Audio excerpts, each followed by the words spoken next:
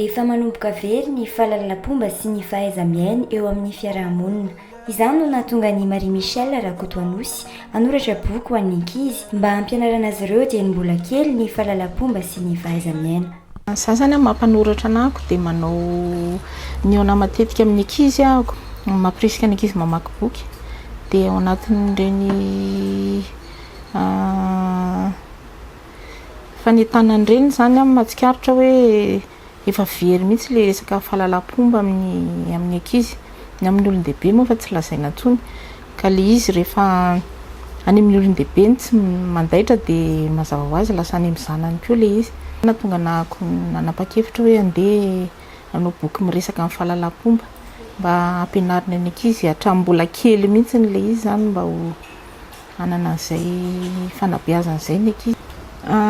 Le izy efa tsy ampitaina amin'ny ankizy intsony zany satria misy fotoana angamba ireo ray aman-dren'ireo koa ihany koa no tsy nianatra an'izany intsony tany am-pianarana dia lasa tsy nampita an'ilay izy amin'ny zanany.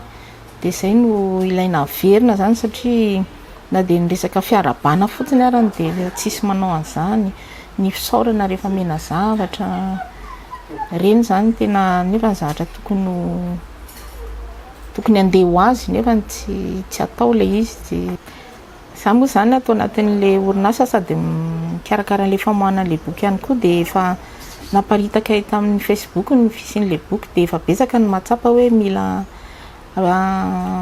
ampiasaina any am-pianarana ilay izy dia ingany izay no irariana fa ny mpanoratra manoratra ihany.